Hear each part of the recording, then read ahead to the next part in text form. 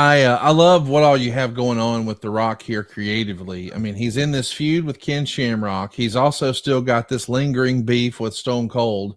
But the real story is the dissension inside the Nation of Domination. It's around this time where we got that famous gif of The Rock sort of rolling his eyes as Farouk is talking.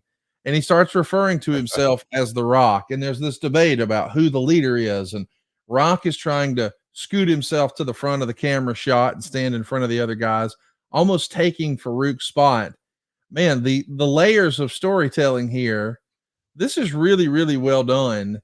Do you think, I mean, this is before, as far as I remember, this is before Russo winds up leaving.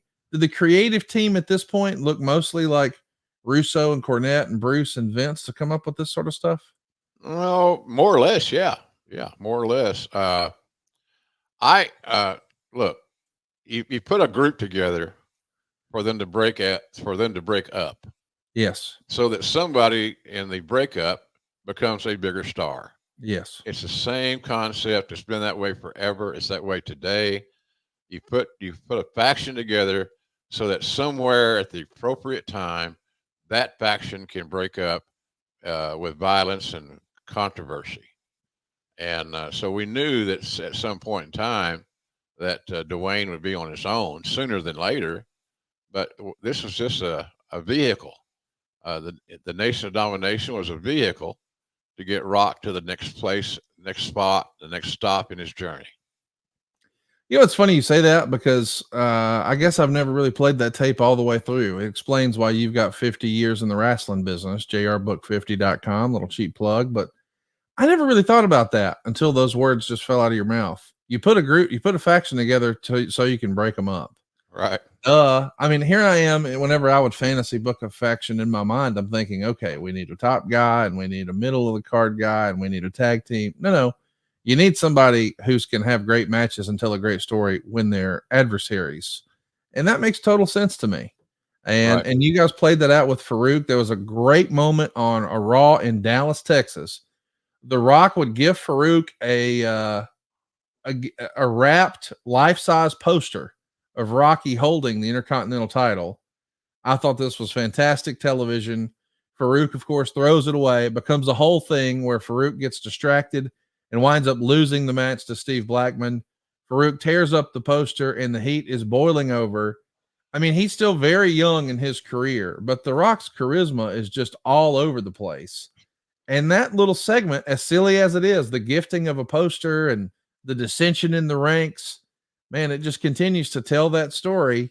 And The Rock just keeps getting better and better and more comfortable in these sort of skits. It's not just in ring action, it's not a backstage promo, it's performing in the ring, but maybe not just quote unquote matches. That's another box for The Rock to check here, no? Yeah. Yeah. Of course. He just kept getting better, and those nuances are what I was talking about earlier. He studied them. He asked questions about them. He Pat Patterson was a great confidant for Rock. Pat worked all those years in the territory and for Roy Shire out of San Francisco, and a lot of the time in the territory days, High Chief Peter Maivia would wrestle extended lengths of time in that territory, which is what precipitated Pat and the Peter Maivia becoming great friends. And of course, then if you're friends with the High Chief, you somewhere down the road you get to meet the grandson who's always around. Right. So it was kind of cool in that respect, I think. But anyway, it just worked out good. Everything started fitting, Conrad. And boy, as a Booker person, you really, when that starts happening, you feel a lot better about things because it lets you know that I think we're going the right direction. Of course, with Rock, as I said earlier, not to dispute what I mentioned already, when nobody ever gave up hope. We No. all believed he was going to be a huge star. It's just a matter of time. And that's easy to say if you're not the guy that you're speaking of, the subject matter. If you're that guy, then you get impatient. But Rock was he was hungry. He was very hungry, and he knew he was going to be great. But none of us knew exactly how great he was going to become, as evidenced today. Well, what else was great was the go home Raw before WrestleMania 14. WrestleMania 14, of course, is where Stone Cold's going to become the man. He beats Shawn Michaels and becomes the world heavyweight champion for the very first time. But what's more important to me with regard to the Rock story is 6 days prior to that, there's the go home Raw before WrestleMania. And the main event of that Monday Night Raw, just 6 days before WrestleMania, is The Rock and Stone Cold Steve Austin in the main event 6 days before Austin wins the world title. And it's going head to head with Randy Savage and Roddy Piper on the other channel on Nitro. Those are two legendary performers, bona fide Hall of Famers. And you've got two guys who are out to prove something, and they do. Believe it or not, Rock and Austin beat Savage and Piper in the ratings. Now, with the benefit of hindsight, you say, well, of course. But this is before either guy has won the world title. Now, I want to be clear too. Raw didn't win the night, but that segment, Rock and Austin, when people had to make a choice and they could vote with their remote, do you want to see Piper and Savage or do you want to see Austin and Rock? They changed the channel to come watch the WWE. Man, what a vote of confidence that had to be in The Rock. First of all, to be in the main event right before WrestleMania, but then when that rating comes in, it had to remove all doubt that you guys were headed in the right direction, like you were saying, right? Oh yeah, gosh, yeah. It was just no, it just wasn't even wasn't even a consideration. Right. It was just a no. Here it is. Here's what you guys got. Don't screw it up.